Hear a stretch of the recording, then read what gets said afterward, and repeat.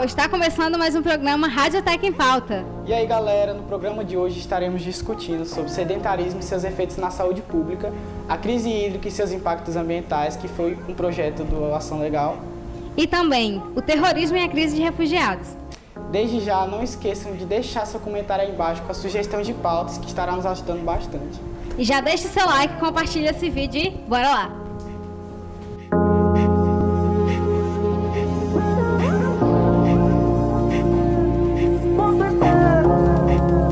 Bem, pessoal, nossa primeira pauta de hoje é sobre sedentarismo e seus impactos na saúde pública. Bem, como esse é um assunto que está presente no nosso dia a dia, primeiro, antes de iniciar nosso debate, vamos primeiro saber o significado de sedentarismo. Bem, sedentarismo é a falta de prática de exercícios físicos que muitas das pessoas deixam de fazer por conta de uma velha desculpa, que não tem tempo, que talvez até mesmo porque não goste. Já como introdução, Gilmar, também é importante falar que tudo isso gira em torno da ascensão tecnológica que estamos vivendo. Que é o chamado comodismo hoje em dia, né? Que a pessoa não quer mais nem levantar do seu conforto ali para praticar uma atividade física. Sim. Procurar se exercer, é isso. E como a tecnologia é uma coisa que é sempre discutida aqui no nosso programa, ela contribui muito para que as pessoas não façam exercícios, porque preferem ficar em casa mexendo no seu computador, no seu celular, assistindo televisão, ao invés de praticar alguma atividade física ao ar livre, por exemplo. Então, e isso também, podemos falar que é causado também às vezes a pessoa vê assim, aquela coisa de não ter tempo. Também, eu vejo assim também que, tipo, a pessoa passa o dia inteiro trabalhando. Tem pessoas assim, né, passa o dia inteiro trabalhando e chega à noite, só quer mais descansar, não procura tentar pelo menos dar uma corridazinha. Assim, quando vamos falar principalmente das crianças, o conforto o mundo em que as crianças, o mundo entre aspas, que as crianças de hoje em dia vivem é o seguinte: aos 10 anos de idade, ela já tem o seu aparelho tecnológico e deixa muitas vezes de ir às ruas, muitas vezes por causa do perigo também, importante ressaltar, e fica só no celular e deixa de praticar aquelas atividades físicas indiretamente, que é correr, brincar essas brincadeiras de criança. Sem contar que o fato de você, por exemplo, dizer que está cansado, se sentir cansado após passar um dia inteiro estudando ou trabalhando, não podemos dizer que não é uma desculpa aceitável, porque a prática de exercícios físicos contribui também para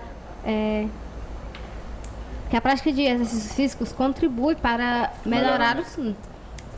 E fora, Raoni, que eu estava lendo que para pessoas assim adultas que trabalham e estudam durante o dia, é recomendado apenas cerca de 30 minutos apenas de exercício para você ser considerado uma pessoa suficientemente ativa e não sedentária. Então é questão de meia hora, acho que não muda muita coisa no raciocínio que você está falando. Então, pelo menos esses 30 minutos, né, que já seria o suficiente, de certa forma.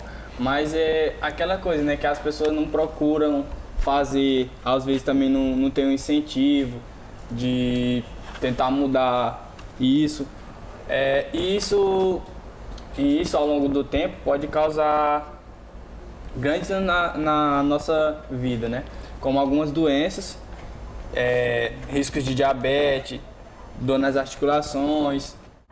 Comentando um pouco o que o Gilmar acabou de falar, a falta de exercícios físicos, elas podem causar a atrofia dos músculos, ou seja, eles podem parar de crescer, de se desenvolver e acabar provocando várias outras doenças, como ele já citou, a diabetes, as dores nas articulações, também pode causar obesidade, aumento no colesterol. Pois como já sabemos, já é de conhecimento de todos nós, eu acho, o sedentarismo ele causa muitos efeitos para a sua saúde e a saúde pública.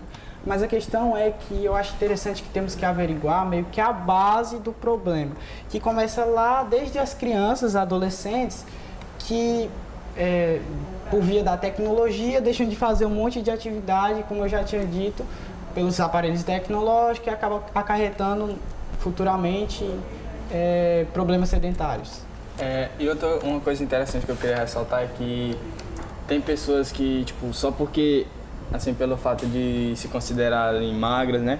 Elas veem assim que, tipo, eu não preciso fazer uma corrida, praticar algum tipo de atividade física, porque elas pensam que só esse tipo de atividade, tipo, só vai favorecer na perda de gordura, na perda de quilos. E isso não ajuda só nisso, ajuda também como no melhoramento do funcionamento do sangue e prevenir algumas doenças. Pois é, Gilmar, como tu falou, muitos desses adolescentes principalmente confiam somente nas atividades de educação física, que é produzida na quadra da instituição do colégio. Acontece que o normal é acontecer uma vez por semana.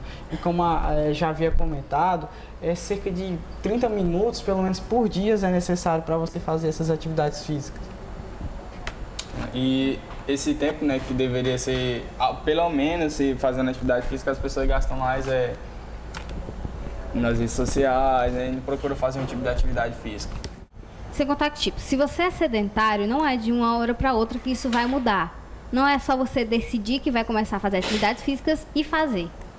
Essas atividades, elas precisam ser introduzidas de maneiras gradativas na sua rotina. Por exemplo, você pode começar fazendo uma caminhada, para uma corrida, fazer natação ou dança, coisas do tipo. Exatamente. E tudo isso com a ajuda e orientação de um profissional. Ou também, às vezes, eu vejo assim, que também não seja preciso totalmente uma pessoa para estar ali te incentivando, mas que, tipo, você pode começar por si mesmo, tentar fazer uma corrida, pelo menos uma corrida parada em casa. Se no caso esses estão usando muita tecnologia, então também que usem ao seu favor. Se eles botar, por exemplo, lá no YouTube, com certeza vai ter, entendeu? Então não precisa necessariamente, como o Gilmar falou, de um profissional. Basta ele saber usar a ferramenta tecnológica que ele usa diariamente. Segundo dados do IBGE, 40% da população adulta do nosso país está acima do peso. E esse número, ele acaba ficando muito mais preocupante entre as crianças de 5 a 9 anos, que é 36,6% da população. E além disso, a metade da nossa população está acima do peso, o que é um dado muito preocupante, porque a gente vê que as pessoas não estão fazendo atividades físicas. Isso acaba podendo causar, como a gente já disse, problemas de saúde. Pois é, Raoni. Saindo um pouco do problema no quesito da adolescência, se formos averiguar os adultos, também há muitos problemas, como a obesidade, que são consequências do sedentarismo. Como você disse, não acontece de um dia para a noite, mas toda uma evolução acaba gerando a obesidade. Bem, e falando também sobre a obesidade, né, que é uma das causas do sedentarismo, isso vaga muito também de acordo com a sua alimentação. Se você não procura ter uma alimentação balanceada, não procura comer uma fruta, tirar as coisas gordurosas, isso também vai levar à obesidade, não só a falta de prática de exercício.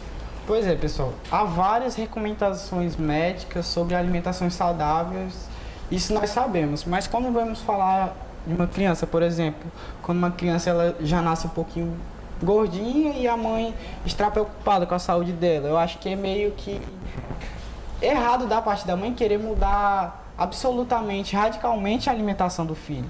Além de não dar muito certo, porque quando o filho vai no shopping, chega lá na praça de alimentação, é comum ele querer comer um McDonald's, tomar um sorvete. Então, e eu vejo que não é só isso também vai da pessoa, porque quando a pessoa não é educada em casa a praticar esses exercícios, a ter uma alimentação bastante saudável, mas lá na frente, quando a pessoa sentir as consequências, ela vai sentir a vontade de começar a praticar exercício físico, tentar mudar sua alimentação e assim procurar ter uma vida cada vez melhor. Acontece que eu acho que nesse pensar, quando a pessoa vir pensar isso, já é tarde demais. Quando uma pessoa assim, ela está um gordinho assim, sobre o peso, acho que já é tarde demais para praticar atividades físicas. Enfim, você pode fazer, mas é importante que vocês que estão nos assistindo vão levando essas dicas como construtivas, né? Para o seu futuro não ser como o Gilmar falou. Então, Gustavo, voltando um pouco do que você falou, eu não vejo isso que, tipo, seja tarde. Eu acho que nunca é tarde para uma pessoa tentar um novo recomeço, tentar a melhor forma de vida, praticar exercício. Eu só vejo que isso, como eu já vinha dito antes, isso vai depender muito da pessoa. Se ela se sentir ou não, né? Se ela se sentir ou não que precisa daquilo, ela vai correr atrás e mesmo sem buscar ajuda, ela vai tentar sozinha. Eu posso dizer que eu sou um exemplo, que eu comecei assim, né? Eu vi que eu chegar nessa cidade que eu não, sei lá, vi que eu queria mudar e comecei a fazer exercícios em casa, mesmo, praticar atividade física, ter uma alimentação melhor e me sinto até melhor hoje. Está com resultados. No caso, é muita questão de saúde também. E, como você tinha falado, não é que tarde demais seja o problema, porque a partir do momento em que passou um tempo e você já está sendo considerado obeso, você já vai ter uma dificuldade 1000 vezes do que uma pessoa que vem mantendo sua alimentação, seus exercícios tudo saudável. Então, é aí que eu acho que deve entrar aquela parte, como a Ana falou, que você precisa de uma ajuda, uma pessoa ali para lhe auxiliar.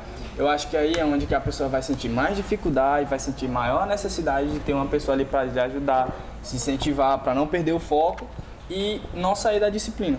Com certeza. Até atingir seu resultado, né? Sei lá, ter um corpo, né, mais saudável e ser feliz, né?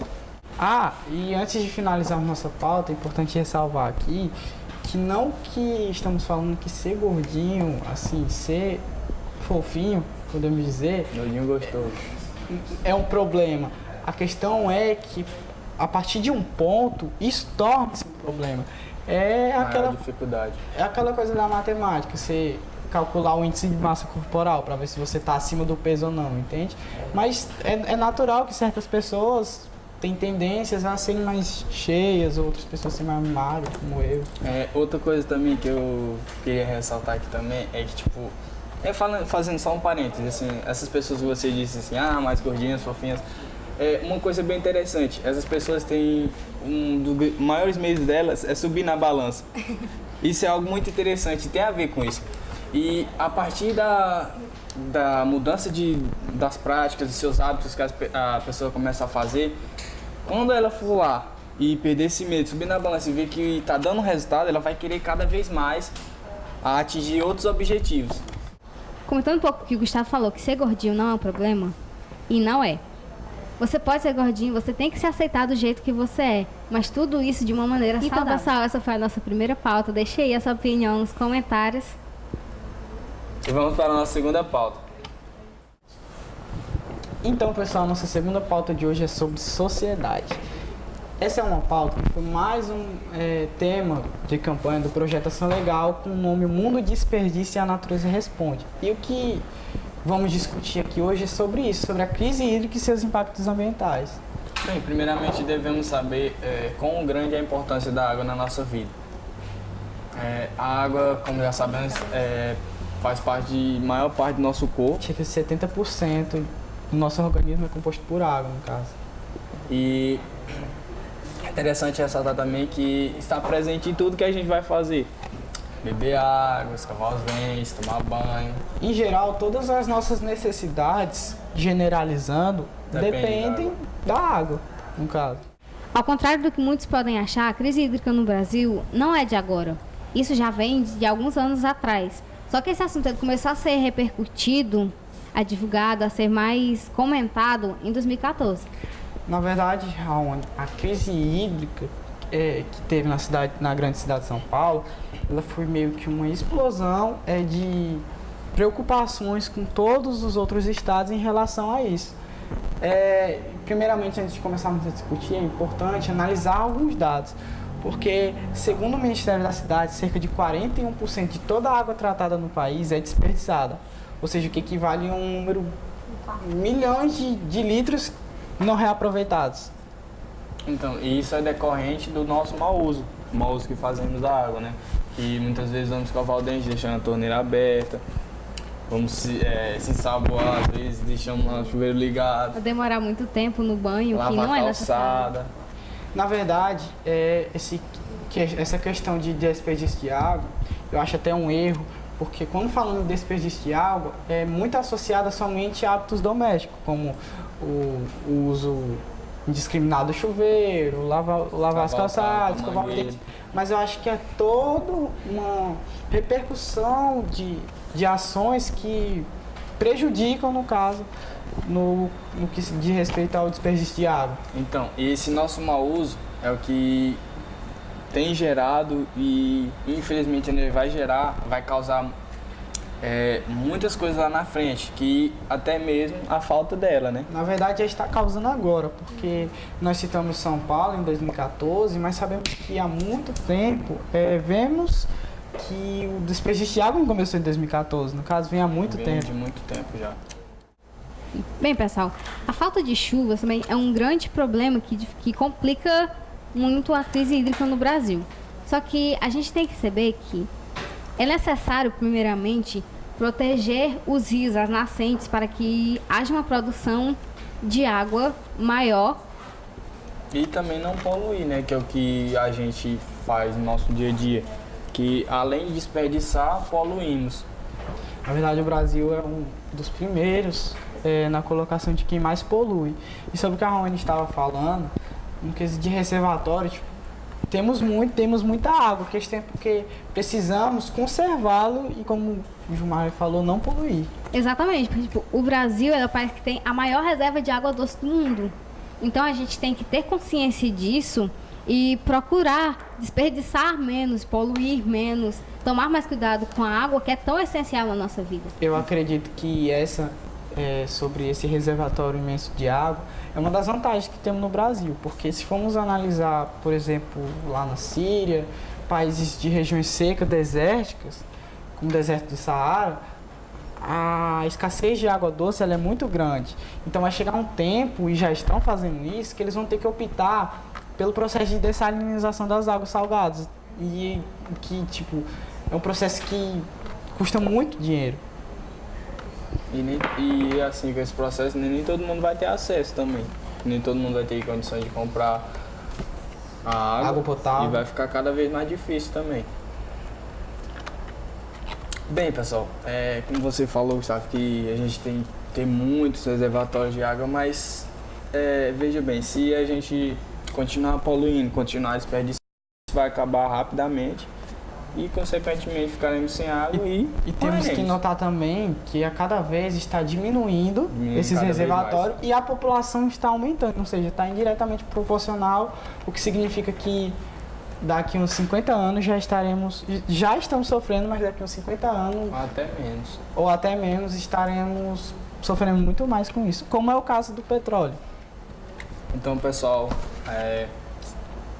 nós, de modo geral, que gostamos de poluir a água, desperdiçar. Vamos tentar ter uma melhor consciência para não desperdiçar, fazer bom uso da água.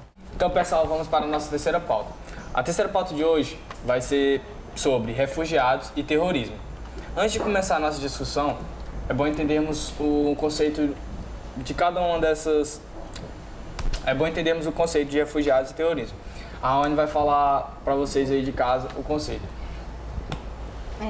Resumidamente, eu vou falar um pouco aqui. Terrorismo é quando se usa a violência física ou psicológica a fim de atingir os seus ideais e provocar medo ou pânico nas pessoas em determinado local. E refugiados são pessoas que fogem dos seus países porque sofrem perseguições por causa de raça ou religião ou por causa de conflitos e guerras. Bem, Raoni, Gilmar, eu acredito que terrorismo e a questão de refugiados são conceitos que andam lado a lado, porque com o terrorismo há os refugiados. Por exemplo, muitos países que estão tendo milhões de refugiados, como o Líbano, é o que mais acolhe, mas países que estão em guerras, em conflitos étnicos e religiosos, são os que mais faz com que pessoas vítimas saiam e vão procurar melhores condições de vida. Então, por isso que eu acho que a questão de terrorismo e refugiados são conceitos que andam lado a lado. Um ao lado do outro. Bem, então, e essa questão de refugiados se dá por meio de conflitos internos em seus países. E muitas vezes não só conflitos armados, mas como também conflitos políticos, que levam as pessoas a procurar melhorias em outros países. E nisso elas querem sair de seu país de qualquer jeito e a qualquer custo. E é nisso onde ocorre muitas mortes, né? Que eles tentam sair em embarcações aí sem pessoas que ao menos saibam conduzir e muitos morrem. Exatamente, Ismarley. A maioria dos refugiados eles acabam saindo de regiões da África e do Oriente Médio. E eles vão fazer a travessia para chegar a países da Europa para conseguir alguma melhora de vida. Só que para isso eles acabam vendendo muitos dos seus pertences para conseguir dinheiro para poder, A qualquer custo. poder fazer a travessia e chegar à Europa. Só que como o João falou, isso acaba ocorrendo muitas mortes, porque na maioria das vezes são embarcações frágeis e superlotadas. Então, pessoal, quando essas pessoas conseguem ter dinheiro vendendo, como a Raoni falou, pertences para essas viagens, muitos acabam morrendo. A questão também é que muitos nesse percurso nem sabem para onde vão parar na Europa, na América. E eu acho que quando falam de refugiados, podemos abrir uma parêntese para a América do Norte, que no caso é a política de Trump, que é totalmente, agora que ele se elegeu, no início desse ano, é totalmente contra os refugiados. Então, é uma questão que, na hora que falamos em refugiado, pelo menos na minha cabeça, eu lembro das políticas de Trump. Ele tem tentado criar essas políticas de não deixar que refugiados, principalmente do Oriente Médio, entrem nos Estados Unidos, porque considera que todos os refugiados que saem do Oriente Médio são terroristas. O que não é verdade, porque muitas pessoas ali são apenas vítimas, principalmente de guerras e conflitos que ocorrem na sua região. Pois é, Raoni, de acordo com o Trump e os norte-americanos, eles acreditam que essas medidas são medidas de proteção, para proteger o país socialmente, para proteger o país na economia, porque, de certa forma, os refugiados que chegaram lá, eles vão em busca de melhores condições de vida, ou seja, vão em busca de empregos. E, de acordo com o Trump, ele disse que esses refugiados irão tomar as vagas dos desempregados. Mas eu acredito que é uma coisa que não é verídica, porque os Estados Unidos é uma potência mundial, ou seja, há muitas vagas, então é um argumento muito raso de norte-americanos da parte conservadora e de Trump. E principalmente da parte dele, né, em dizer isso, porque nem todas as pessoas, como você falou, que vão para lá são terroristas. E voltando um pouco do que vocês falaram no início, é interessante também ressaltar que muitos desses que vão em embarcações superlotadas, né, eles saem sem direção nenhuma e às vezes nem conseguem chegar ao seu destino, né, que é em outro país, para tentar uma melhoria. E muitas vezes eles morrem, as embarcações viram, né, e são encontrados muitos meses depois. E isso tem aumentado cada vez mais. A questão é, Gilmar, que também não podemos generalizar que todos os refugiados que estão indo, por exemplo, para o norte da América, nos Estados Unidos, eles são Considerados terroristas. Não é questão disso. Eles são considerados bonzinhos, por melhores condições de vida, porque muitos nessas embarcações também estão fugindo de conflitos que eles estavam participando. Aí vão e fogem, chegam nos Estados Unidos. Há muitos notícias sobre refugiados lá nos Estados Unidos ou em qualquer outro lugar que fazem crime, enfim. Então, é importante a gente ressaltar que essa generalização, que as pessoas vão para lá por melhores condições de vida, ela não é totalmente verdadeira. Então, eu queria apresentar um dado de cerca de 2% dos refugiados sírios são terroristas do autodenominado Estado Islâmico, um dos grupos terroristas mais conhecidos mundialmente. E o Líbano é um dos países que mais, não sei explicar o motivo, talvez vocês saibam, que mais acolhem os refugiados. Cerca de 1,1 milhões de refugiados vivem lá, o que significa que a cada 5 pessoas que vivem lá, uma pessoa é refugiada. Segundo dados da ONU, cerca de 300 mil pessoas cruzaram o mar Mediterrâneo para chegar à Europa em 2015. E isso ocorreu principalmente porque os países vizinhos do Oriente Médio, os países muçulmanos, eles não aceitaram os refugiados. Então, pessoal, esse foi o nosso programa de hoje. Espero que tenham gostado. Compartilhe esse vídeo aí com a galera. Deixe seu like aí. Deixe suas sugestões de pauta nos nossos comentários. Vamos estar sempre agradecendo. E não se esqueçam de acompanhar nossas redes sociais, né? A nossa fanpage no Facebook.